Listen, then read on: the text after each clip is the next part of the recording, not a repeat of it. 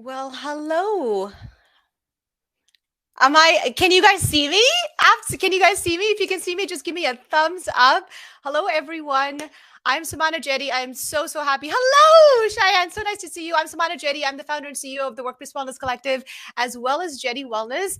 I'm so happy to be live. It's been a minute. I haven't done a live for like a couple of months now. I've done a lot of audio lives, but you get to see me here on LinkedIn. And if you are joining us on YouTube, hello, everyone on YouTube as well. I'm so pumped up. Today's show is going to be super exciting. I am going to bring up some founders of a really cool company, and we're going to learn about mindfulness, mindset, movement, employee wellness, burnout, stress, all kinds of really wonderful things. But before we do that, I just want to know who is here. Where are you from? Give me a comment and tell me if you're joining us from the United States, you're from Canada, from the globe, wherever you are. Just put your country or city name. Give me a little thumbs up. Give me a little hi emoji. Whatever you want, just put it in the comment. We'll bring that up on screen. And I also want to know from our YouTube audience where you're from. Tell me what city you're joining us from and why you decided to join today's live session. I am really excited to talk about this topic because this is fundamental to Workplace Wellness Collective. If you don't know what Workplace Wellness Collective is, I highly recommend you go to our website and check it out. Hello, Claudia. Nice to see you. We are a wellness hub, and we are super excited to work with companies and support employees as well as employers. The foundation of the Workplace Wellness Collective, we have 4 pillars. We have workplace wellness, mental health, leadership, and culture. And we explore all of these domains through the lens of diversity, equity, inclusion, and belonging. Now, I'm someone who burned out many years ago from healthcare. And after burning out, I realized that I didn't want to do that to my health and my wellness anymore. I really suffered a lot being in a toxic workplace. So I decided to create a company and bring people together. Now, remember these words, bringing people together is one of the core missions of the Workplace Wellness Collective. And the company that I'm about to spotlight for you today, they are called Glued. How cool, right? Glued, bringing people together, togetherness, cohesion. We are so excited to really partner with companies that are aligned with our vision and our mission. And this particular company and the co-founders of this company, Corey and Dustin, super cool, super amazing. And we just want to learn more about them. I see a lot of comments. Hi, Susan. And Matt, if you don't mind just bringing those comments up on screen as and when they come. Hi, Sumana from Ontario. Hi, Susan. Great to see you. Who else do we have? We have Brianna, who is from nursing. Okay, wonderful. See, there's going to be a lot of healthcare people here because I think we are attracting a lot of healthcare individuals. But maybe also tell me what industry you're from. I want to know where you're from. I want to know your industry. Let's get to know each other. And if you see people in the chat box and you're like, oh my God, I love this person. They're so cool. I like their profile photo. I like their bio. Make a friend today. So those are some of the rules that I'm going to share with you is make a friend today. Make sure you're listening and paying attention and make sure that you're engaging with us because this is going to be a super active and engaging discussion. You are part of the discussion.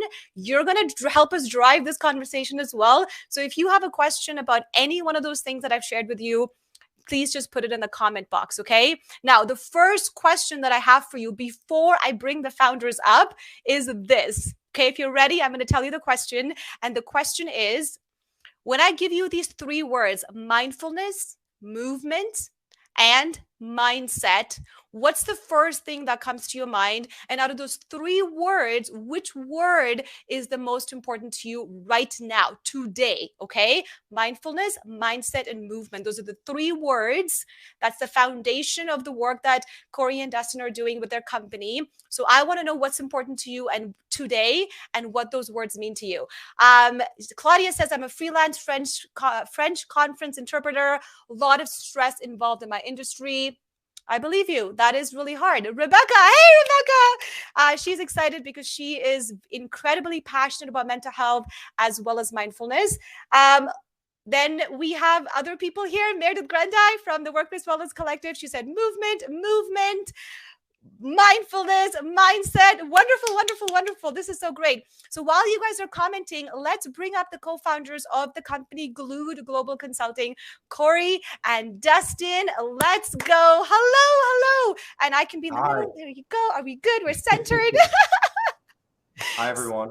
Hi everyone. Okay, so we're seeing all the comments. What are your thoughts about all the comments you're seeing? So before we even go there, I want to know you, and I want the audience to get to know you. And you, Dustin, you're to my left. Corey Jacobs, you're to my right here. So maybe we'll start with Corey, because let's just go there. Corey, tell me about yourself and tell me why you developed this company. I want to know your story a little bit. Of course. Thank you, Samana, for having us. So my story, very similar to yours. We've talked a little bit in how you introduced yourself here early on, over a decade ago. After graduating college, I was in healthcare in the sales realm, and I felt very lost. I wasn't sure what I was supposed to work, or what, I'm just doing this because I have to make money. Just felt very lost, very overwhelmed, and thought, is this it? Is this what I'm going to do for the next 50 years? And struggled a lot in my head. A lot of personal relationships just weren't there.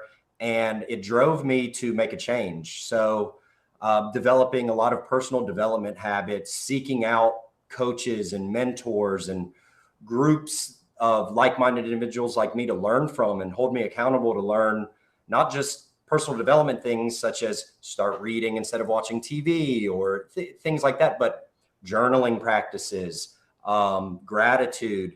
And it led me to more of a wellness journey. Yoga, started doing a lot of yoga. I have a sports background, so it wasn't too foreign to me.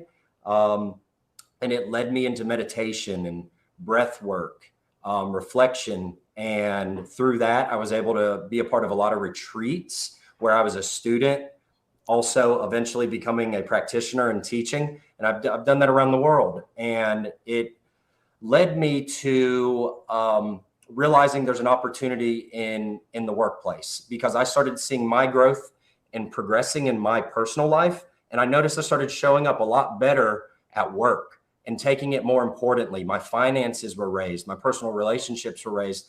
And what was this attributed to? So it was a lot of my progress in my personal life.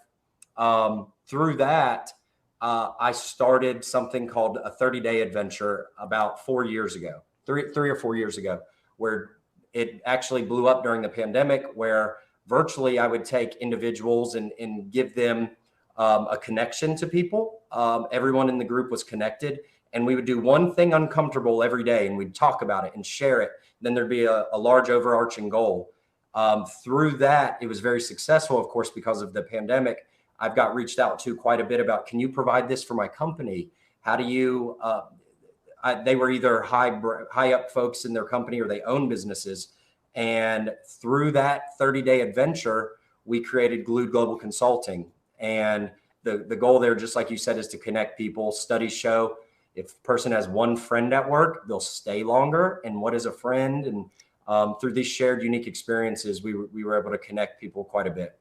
Love that. And here's something that's really critical that you shared, which as you were speaking, I'm like, this is so important. We are always talking about social isolation and stress and burnout, and we don't talk about how much this has impacted us since the pandemic started, and we're still in it. We're still in it, and a lot of us are still struggling with it. And a lot of us who are working hybrid, which I really want to talk to you, Corey, about this as well. There's a lot of us that are working remotely, and we don't have those friends anymore. We're just on the screen. We were talking about how many screens you have, right? We're on the screen all the time. We're like, literally, this is our life right now. So that connectivity and really being able to learn those strategies that you teach is so important. And for busy people, and if you guys are watching, now I saw a couple of comments. A lot of people have said mindset.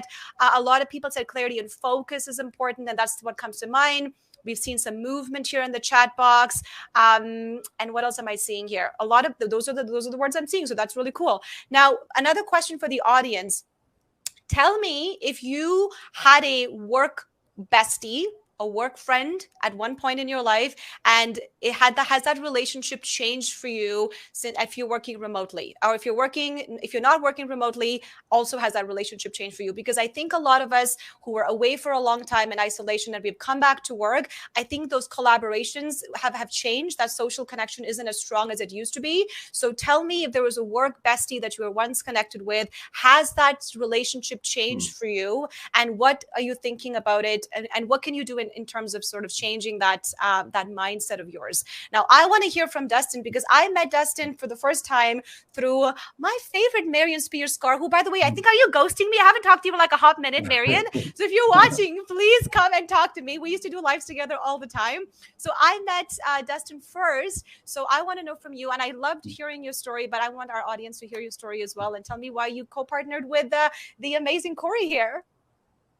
Awesome. Yeah. Thank you so much for having us. And thank you to the WWC for getting involved. We're really excited about this partnership and look forward to it in the future. And as you were saying, we want it to be as engaging as possible about the audience. So please comment, ask questions. We'll try to make it as conversational as we can. But yeah, my story, very similar to Corey, a little bit different. Grew up in Ohio, so it was Midwest. A lot of my family's from Georgia. So I ended up going to the University of Georgia. Have to throw out a Go Dogs because we got back-to-back national championships. Just want to throw that out there. Where I went to school. And then I actually started in the power tool industry. So right out of school, I worked for a company called Milwaukee Tool. If you ever go to Home Depot, there's red drills everywhere. I worked there for almost a decade, actually. And I had a lot of success. I was fortunate that the company was growing fast. I was able to get put in a lot of positions that I probably had no business being in. But I ended up having 7 different roles over that time. And it was an amazing experience. Still a lot of great friends there, and nothing but good things to say. But towards the end of that career, I kind of hit a little bit of a plateau. I was very stressed. I was burnt out. I was working like crazy. And I was kind of like, do I really want to keep climbing the corporate ladder and, doing what I'm doing now? So I kind of hit like an ultimatum where I was like, I wanted to change it up. And that kind of honestly started opening me to just getting comfortable being uncomfortable and trying to change things up, which is a theme that we talk about a lot. So I was like, you know what? I want to switch industries. So I kind of grew up in healthcare. My dad's a doctor. My mom's an administrator at a hospital. I have a lot of like cousins that are nurses. So I was like, why don't I try medical device? Because I had some friends that were in there. So I changed it up completely. A lot of people thought I was crazy. They were like, why would you leave Milwaukee and everything was going so well? Why would you change it up? And I felt compelled to do it. And kind of ruffle the feathers a little bit. So I did that back in 2019 and had an amazing experience in medical device and that whole industry, and really kind of saw at the ground level some of the things that were going on and some of the stress and burnout with nurses and other healthcare professionals. And then soon after I changed, the pandemic happened. So talk about getting hit with a brick wall. I was like, man, should I go running back with my tail between my legs and go back to the other industry? Should I stay here? There was a lot of like challenges going on. And that's really where I dove a lot deeper into wellness. Like I've always been very active, worked out a lot. But when all that stuff was happening with the pandemic, I started doing something as simple as a morning routine. And that morning routine kind of compounded into a lot of other things that really helped me from a professional and a personal standpoint. So that morning routine kind of became my rallying cry to try to power through those tough times and the pandemic. And it opened me up to be a lot more kind of investing in myself with whether it be coaches, mentors, doing more mindfulness stuff that I'd never really done before, and really kind of just started my wellness journey, I would say. So that kind of led me to where I'm at now. And then last year was a kind of an interesting year for me. So I had an injury from working out, which pretty normal stuff, right? But unfortunately, that injury turned into 4 surgeries over the past year, which is a long story in between there. But, it was just setback after setback and all these ups and downs. And it was really hard to get through that and still, perform at a high level and, personally and professionally. But honestly, a lot of stuff that we talk about, morning routines, investing in yourself, the mindfulness, like I doubled down on all that the past year. And if I wouldn't have, I don't know where I would have ended up at. So it really helped me kind of get through that challenging time and made me more passionate about what we talk about at Glued. And over that last year, I've known Corey for over a decade. We've been really good friends. We've always worked on different business things together. But over that past year, when I was going through all that, we kind of decided, what, hey, now's the perfect time for me to go all in, go full time, because we had a lot of momentum and we saw it impact people. And that's sort of what happened. And I think the big thing with Corey and myself is that we practice this stuff all the time, and it's helped us personally, like with the stories we just mentioned. And it makes it way easier to talk to potential customers or employees because we know it helped us, and I think it can help other people. So that's sort of my background. I love that, and I'm so sorry that you had to go through all these injuries and surgeries. I mean, the one thing that I also want people to realize as well is that I also went through, an injury, but I didn't want to talk about it. I'm like, oh, there's no reason to talk about it. But the injury was a private injury. It was an emotional injury. And here's what happens when people are burnt out, stressed out, overworked, and they're not paying attention to their body, and they get into this vicious cycle. It's an invisible injury. It's so easy to say, hey, you know what? I hurt my arm, I hurt my shoulder, I hurt my leg. You see someone with a cast, and you're like, can I help you with something? And then there's someone like me, and I'm sure there's a lot of people here. Oh, Marion's here. Hey, Marion, you probably heard my call. There's people who are suffering from burnout, and their injuries are invisible. I remember putting a mask on almost every single day, and I would go to work, and it would just be like me right here. I would just, would be like, hey, Samana's here. Like, it's super cheery, bubbly. Everything's great. But inside, I was so unwell. I was struggling. It sucked. I hated it. And my behavior changed. My morning routine changed. And the reason it changed is because I wasn't sleeping at all. So I would be up all night, and I would sleep for maybe 3 hours, get up out of bed in a panic, get dressed, and then run to work because, oh my goodness, my boss needs me and I need to be there as a manager to support my team. So what I want to do now for the rest of the conversation is I really want to dive into the three things that we started the conversation with. And let's start with something super basic. Okay. I just want to get to know from the founders of this wonderful company. When you hear the word mindfulness, what is the first thing that comes to your mind? Corey, let's start with you. And then Dustin, you can go next. What's the first thing that comes to your mind when you think about mindfulness? One word: intention. And that's it. I mean, that's what being mindful. There's probably a ton of definitions. There are a ton of definitions. When I was first introduced to mindfulness, I thought it was levitating above the Himalayas and, that kind of mindset there, but it's not. It's living intentionally, doing everything mindfully, and discerning thoughts. So just being very intentional, to sum it up very simply. Love that. And I think we saw some comments from Susan. She said clarity and focus. So folks, if you're watching, think back to those words I said again earlier. So think back to mindfulness, because we're going to talk about that for the next little bit here. What comes to your mind when we think about mindfulness? Corey said intention. Dustin, what are your thoughts? Yeah, just to add to that, it was something a little more foreign to me until a few years ago, where I would hear things like breath work and meditation and get kind of scared and run away. But I think the reality is there's some very simple things from a breath work and meditation standpoint that can actually help you from a business standpoint and personal. Like, for example, there's some breath work things you can do before a big meeting or before you're going to present, like what we're doing today. So I think of things like that. Also, just investing in yourself in general, I think, is a big theme with mindfulness, and really practicing gratitude. Like gratitude, when I mentioned the surgery stuff, like it's really easy to feel sorry for yourself when you have stuff like that going on. But if you look at it from a gratitude and perspective standpoint, and like, hey, it could be way worse, put yourself in other people's shoes, like gratitude's a huge thing that I think of with mindfulness too. Oh, I love that. And if there's any comment that you saw and you want to lean into that comment, please feel free to do that.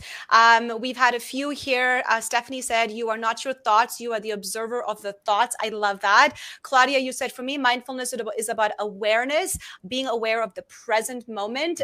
And then Susan said, the emotional and mental injuries are often the most difficult to recover from and the least acknowledged, which is 100% correct. And Marion Spears Carr, he said, intention is on point. I would also add, it's like you guys know each other so well now. This is incredible. Yep. Love Marion. Marion's great. I really like the comment Stephanie mentioned. You are not your thoughts. You're the observer of your thoughts. And that goes back to a lot of lessons I learned very early on and continue to remind myself about. So that's spot on. And Dustin, do you see any that inspire you? Yeah, those are all great. I think I would just add the Corey's. I'm not seeing them as real time as you guys, because I don't have two screens. I have one screen. So I have one screen. It's just in your main screen here on the bottom right hand. I just have one screen too, Dustin. There's on your right hand side of the main screen. There's a private chat and comments. If you just click the comment, you should be able to see all the live comments. Okay, perfect. Yeah. So you can see them. Appreciate yeah. No, don't worry about it. Here. Thank you. No, we're not flexing with our three screens here like Corey does. Actually, I have two. I have my phone here too. And two phones. I have two phones. By the way, audience members, how many screens do you have in front of you right now? Just as like a random question, how many screens do you have? Do you have one laptop and on one monitor? Do you have two? Do you have three? Maybe just stick a number there. Well, we kind of set the stage for the second part of this conversation, which I really want to dive into, is about mindset. I think mindset is so critical when I talk to companies about or individuals about getting out of burnout. I'm always talking about this idea of mindset because it is, or sometimes it is in your head. You need to get out of your own head and being able to observe your own thoughts and behaviors as almost like an outsider to be like, this isn't Sumana that used to be healthy. This is Sumana that's gotten really sick. And how do we sort of fix that problem? So that really does take a lot of your mindset shift to happen. So what are some strategies that Corey, you teach your clients through your program? And we can talk about that in a moment here, but tell me about mindset and some strategies there.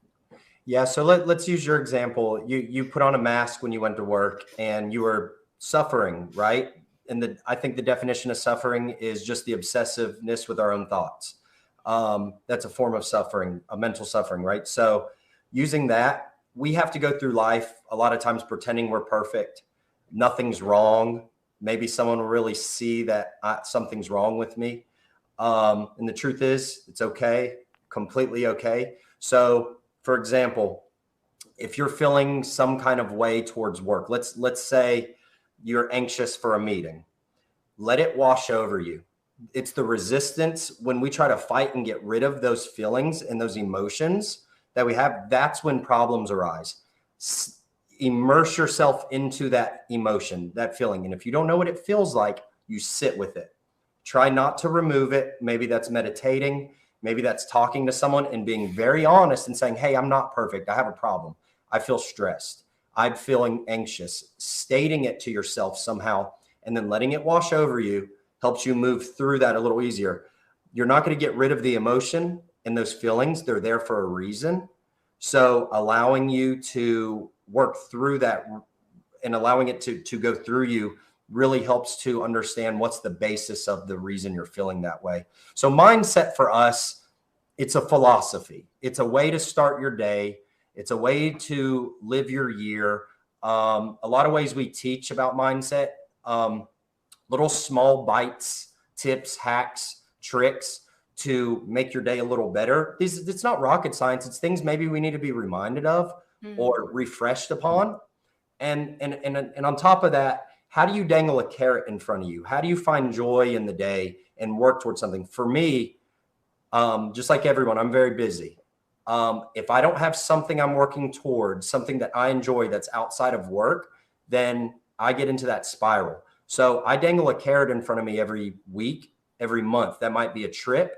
That might be a conversation I'm looking to have. That might be something personal. That might be, hey, I signed up for a meditate. For me, I love meditation and such. So I signed up for this sound bath or this meditation next month. I'm looking forward to it. So we teach strategies around cultivating that into your normal workflow.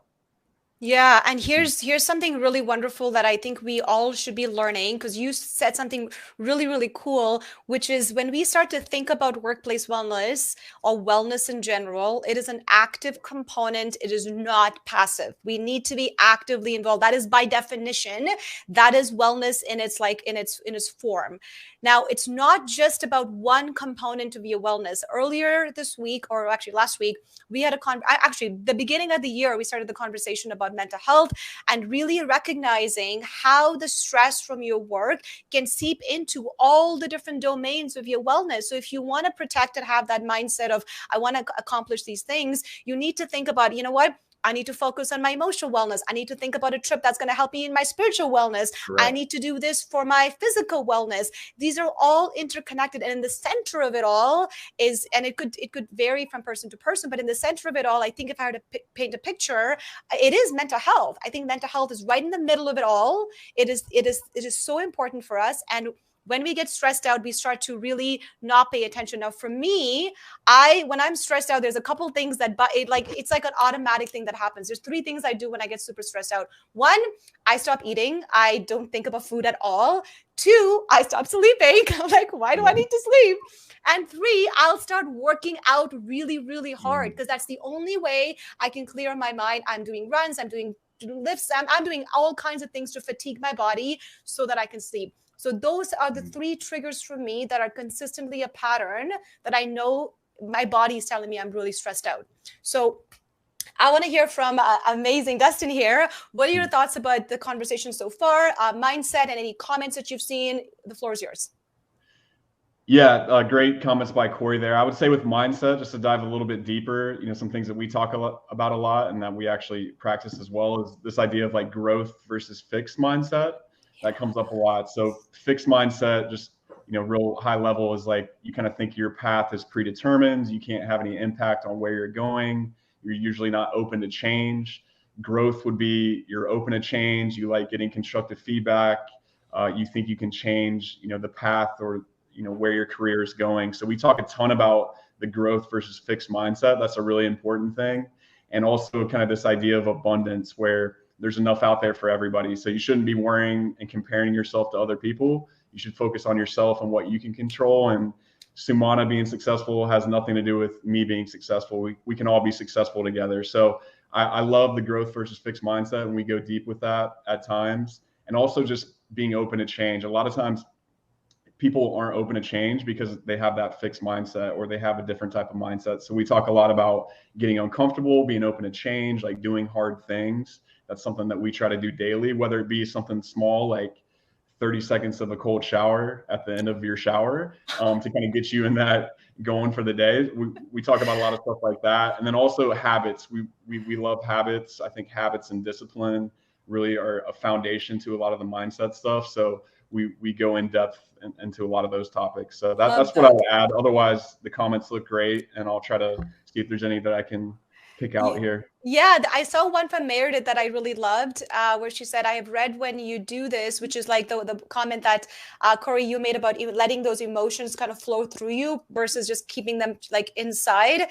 She said, this, it only remains in your only for 90 seconds. I can't remember the source, but I think that's a really good point. How many of you watching, you can be honest here. This is a super like honest conversation here. We're all dealing with our own stuff. Okay. So be as honest as you want.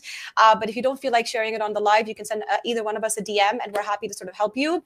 But tell me if you're the type of person, or do you feel like your emotions are getting stuck and you have that fixed mindset, or are you the type of person that is working towards letting those emotions sort of flow through you and working towards growth mindset? It might be a hard question to answer right now, but think about it. Send Corey a DM, send Dustin a DM, send me a DM. We're happy to help you facilitate that. But it is so important to remind ourselves that we don't want to get in something that's going to not allow us to move. So when I think about mindfulness, it's scary for me. I don't know what it is. I was telling during our pre-live show to these amazing individuals, I said, I get scared of mindfulness. I'm like, my brain's like on all the time, but I've had to train my brain over the last several years after my burnout to quiet it down.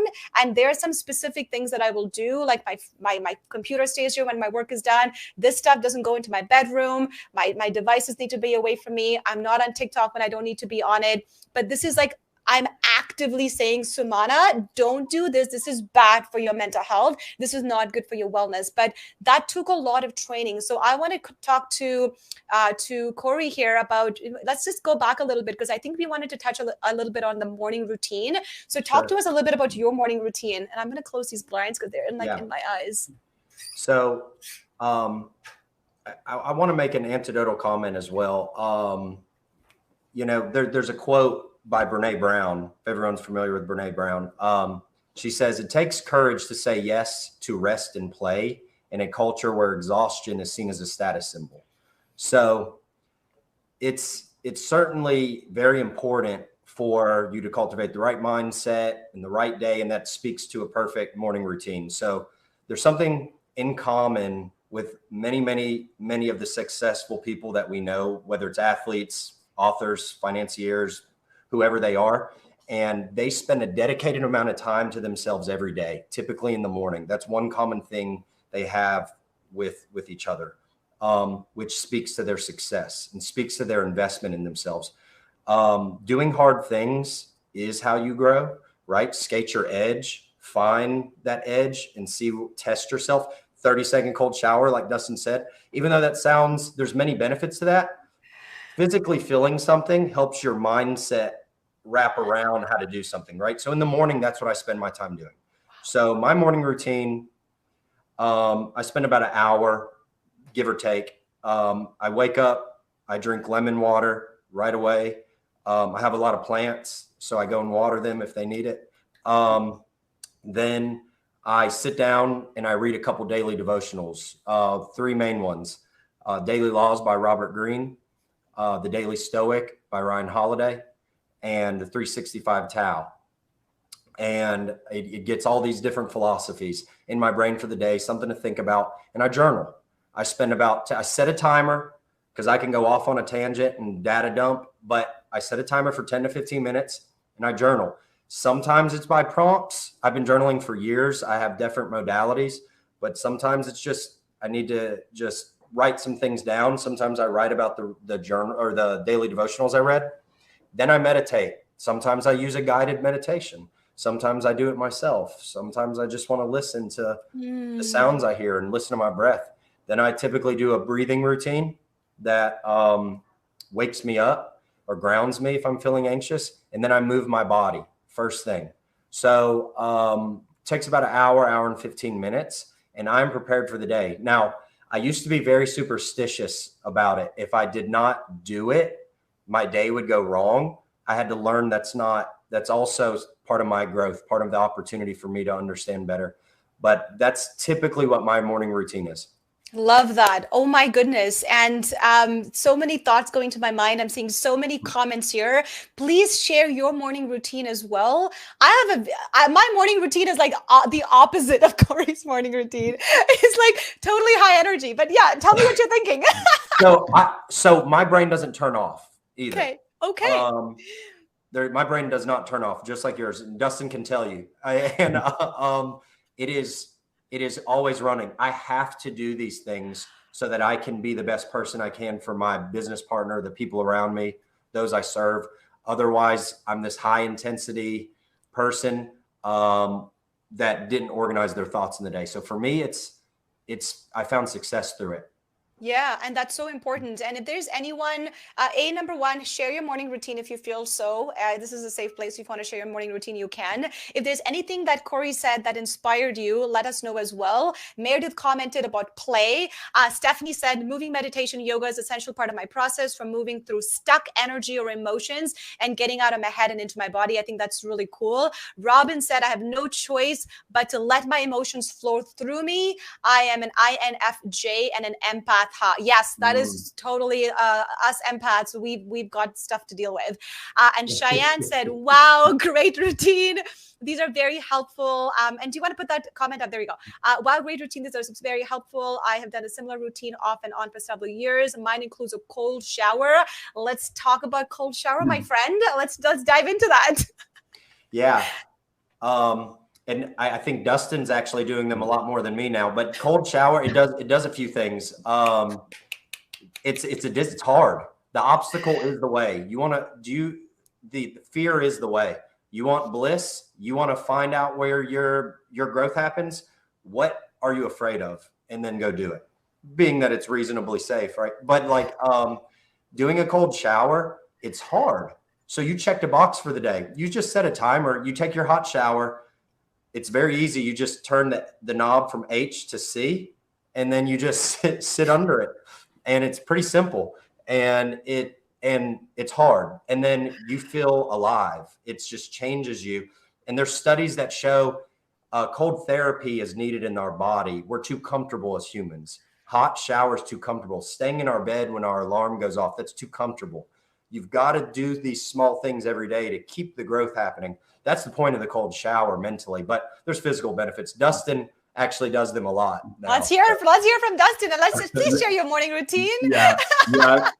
I'm all about the morning routine. That's like my favorite topic. So I'm loving the chat over here with all the different things. And one thing I would say about the morning routine is like, don't get overwhelmed with Corey and me talking about stuff we do for an hour or 90 minutes. Like when you first start, it literally could be one or two things that you do for 5 minutes, and that could change the trajectory of your day. So when you think of morning routines, don't think it has to be an hour and a half, something like that. And I go back to like my first part of my career. I found myself like waking up and going straight into a stressful meeting. I think Sumana, you mentioned like going straight to work, and that's just like breeding for stress and burnout that whole day. So I found myself going straight into these stressful things. I was like, how can I like take some time for myself? So it was a process over the years that I keep building on. But the first thing I do is I try to get up at the same time without alarm clock and not press snooze, make my bed. So I instantly get like a small win making the bed. It's been a little tougher with my surgery stuff. So it's not like perfect making my bed, but you get a small win out of the gates. And then while I'm getting ready, like brushing my teeth, doing stuff like that, I'll put like motivational speeches on. It could be Tony Robbins, it could be Gary Vee, it could be David Goggins, all these different people I listen to. And like, by the end of that, I'm ready to go run through a brick wall. So that kind of just gets me amped up for the day. And then I will do the cold shower. So the cold shower thing, I also have done a little bit of cold plunges, but it's basically like just doing something hard out of the gates. And I just don't reason with myself. Like I don't let myself think, I just do it. Right. So I just, at the end, I do it for 30 seconds to a minute. And like, it sucks. It's not fun, but I feel great afterwards. And I've already accomplished something hard. So when you hit those challenges in the day, it's much easier when you've already done that. I love to write things down that I'm grateful for. So just anything that pops in my head, it could be, hey, I'm grateful that both my parents are still alive and I can spend time with them, but just something simple you can say out loud or you can write it down. And then I visualize my day. So maybe you have a big meeting or we have an awesome conversation with Sumana and the WWC. Try to visualize that before you do it. It's something that helps me.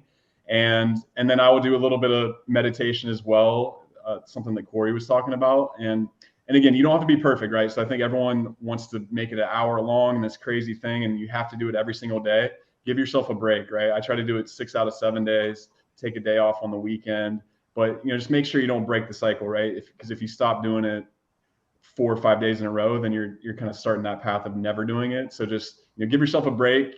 It can be something small, something simple. Like I hope the audience today just takes 1 or 2 things we've been talking about and maybe start that with their morning routine. That would be a good takeaway for anybody on. Yay. And audience, if you have any questions, let us know. And if there's anyone from YouTube, I haven't seen any comments. I guess I won't see it here. But is anyone from YouTube watching? Feel free to comment as well. We are just as engaged and excited to talk to you as we are with the folks on LinkedIn. If there's any questions, audience, for Corey or Dustin, please just put it in the comment. I saw some really cool comments here. I did see one from Claudia. Let's put that up here for a second. I felt that when my routine was too fixed, I would get obsessed over it. I try to go with the flow and more connected to my higher self. Sometimes I feel like I need to start the day with a meditation. Sometimes I feel like I need to eat first. So that is a really good point. Okay. We were talking about fixed mindset and growth mindset. That is an example of a growth mindset because you're not forcing yourself to stick to something. You're listening to your body and doing things that make sense. And just because you have an agenda and you're like, I need to do a cold shower, I need to drink my lemon water, I need to meditate, I need to do all of these things and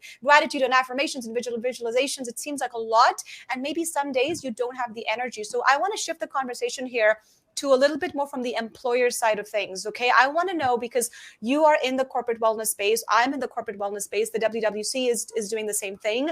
I want to know what your thoughts are about, and maybe you can add the movement piece of it as well. When employees are going, so I think about the canary in the coal mine. You have this beautiful yellow bird that goes in and then comes out and it's not as healthy as it used to be. There's a lot of us that are doing the same process of going to work and then we come out of the office and we're sick.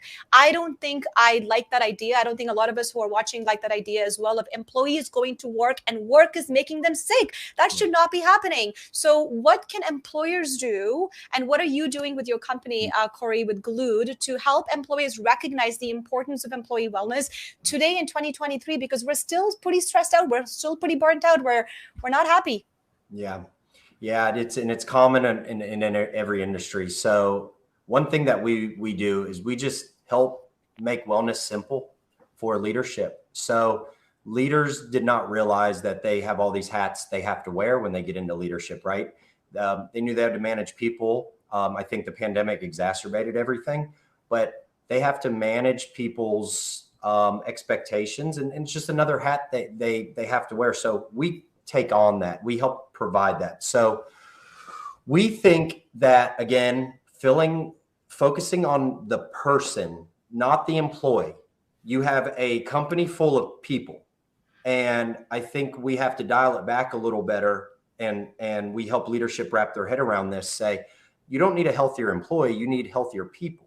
So we take a life coach approach to employees. So most wellness programs out there, tech-based or not, they're self-led. For example, here's a pedometer. the employee that takes the most steps in the next month gets $2,000. Wonderful incentive. You just guaranteed every employee is going to participate. You check that box because that's another challenge, right? Mm-hmm. You just guaranteed that participation is there. Two things happen after this. That employee stops taking that amount of steps after that month is over, and there's no behavior change.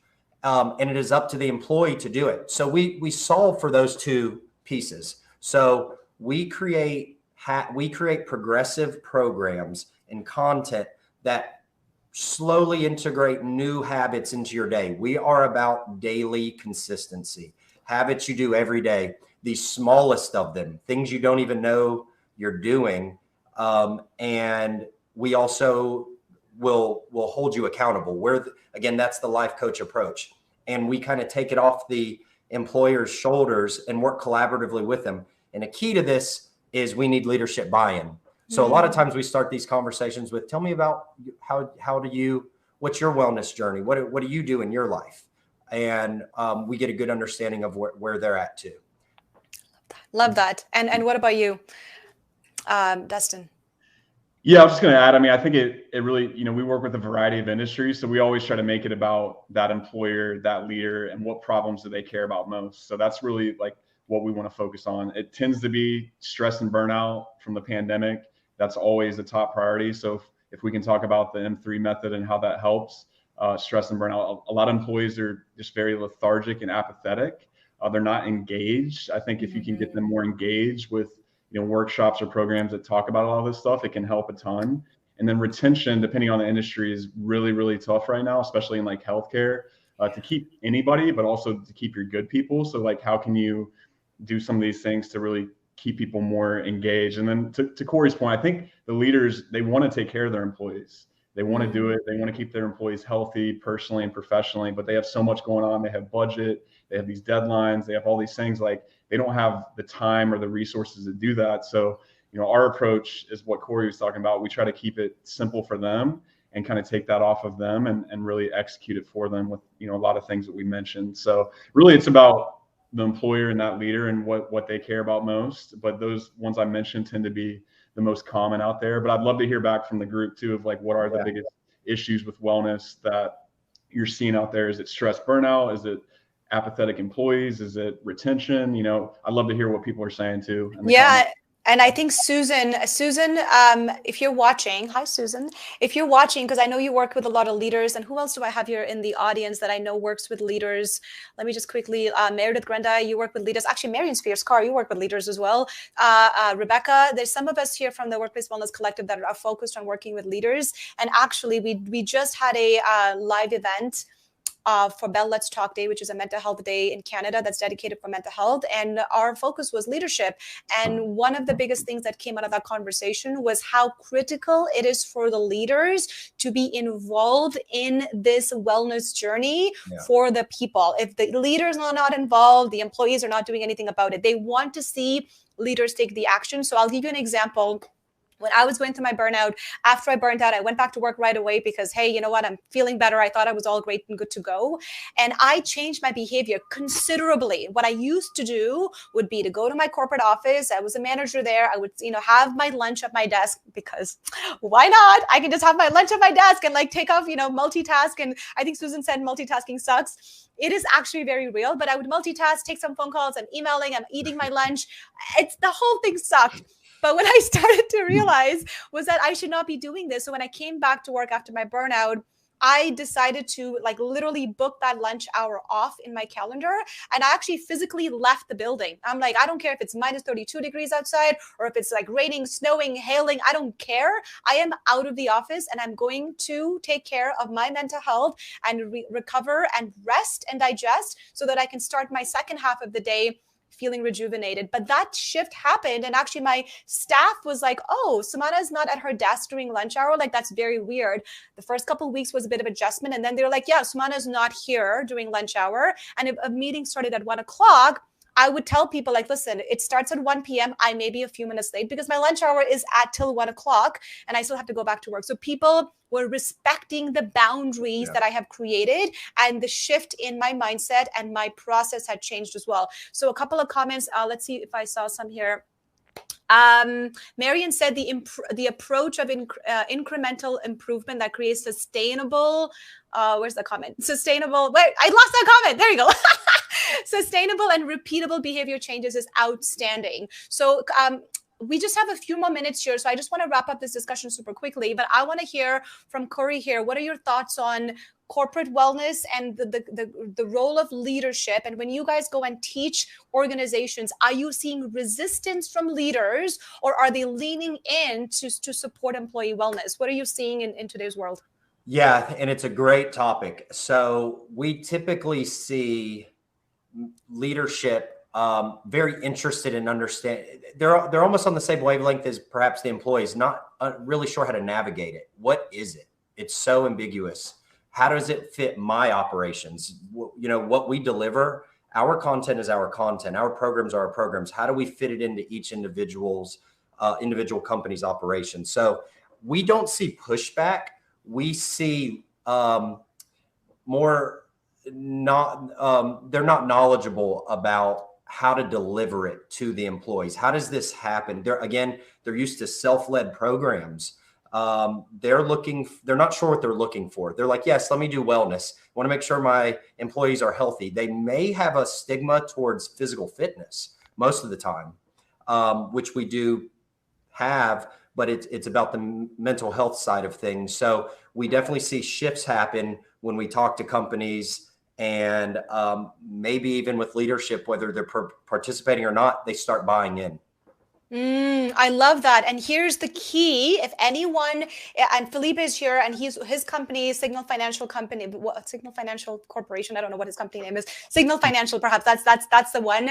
But that company, every time I look at that company, I'm like, you guys are thinking about wellness in the right approach. It does start from leaders, and it also starts from us teaching leaders, because maybe they've got too much going on and they're like, I don't even know where to start. So that learning and development component is also a big part of the Workplace Wellness Collective, where we are going to bring people like Corey and Dustin and other leaders here, other founders, other companies, other wellness initiators to your front and center, so that you can learn these strategies, but also then feel like I am ready to take that next step and, work with Corey, work with Dustin, and get those ideas to get my company back up and my people feeling well. I love that. People, not employees. That's going to stick in my head today for sure.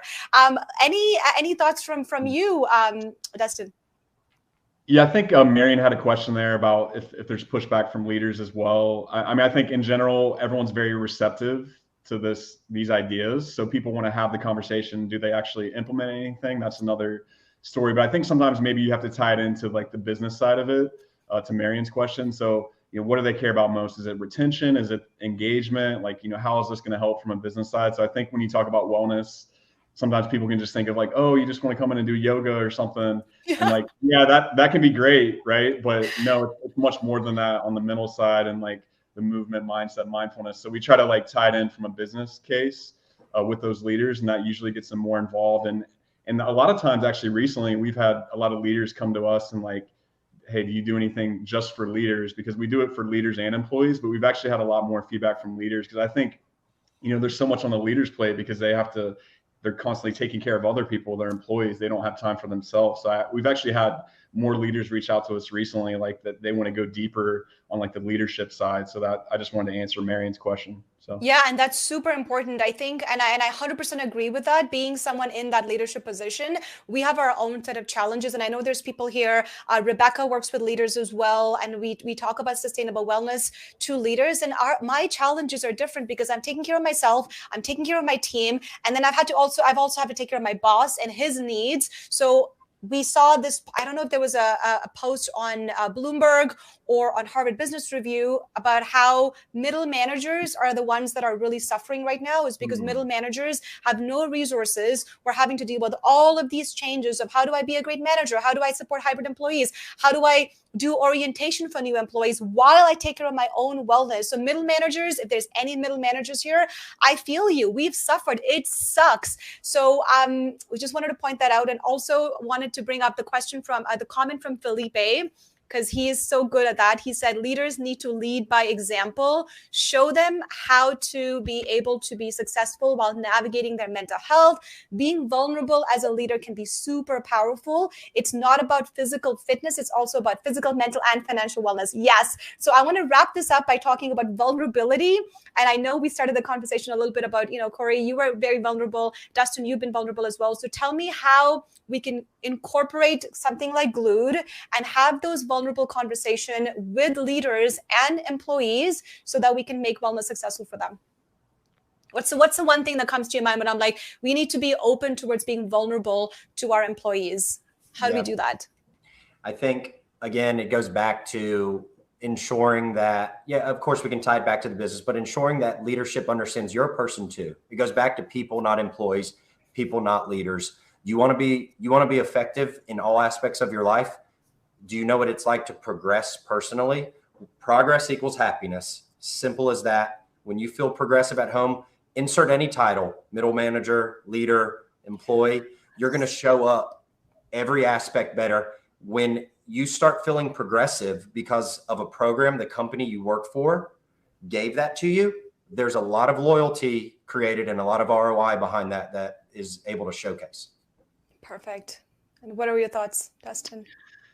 Yeah, no, I just to second that, I think if you actually talk to your employees and the mid-level managers, like they want more of this type of stuff. It might be a little taboo, or there might be a stigma behind it. We see that a lot on the male side. Like we've had a lot of people reach out to us and be like, love what you're doing, talking about it from a male side. So I feel like, people want this. You just have to kind of get it out of them and kind of just, break the seal and start doing it. And if you want to keep people around, especially with the economy, everything going on right now, I mean, I think you should be doubling down on stuff like this, versus other things. So just because the economy and the recession doesn't mean that you shouldn't be doing this. You probably should be focusing on it more, quite frankly, if you want to keep progressing as a person and as a company. So. Love that. Love that. Now, audience, I saw a really great comment here from, was it Stephanie? And she said, be okay with talking about the messy middle. I think I've heard that from Meredith when she talks about improv. There's a messy middle part of it. Maybe we're in it right now. I don't know. I don't know when the messy middle is happening. I feel like since the pandemic started, we're like in the messy middle of this whole thing.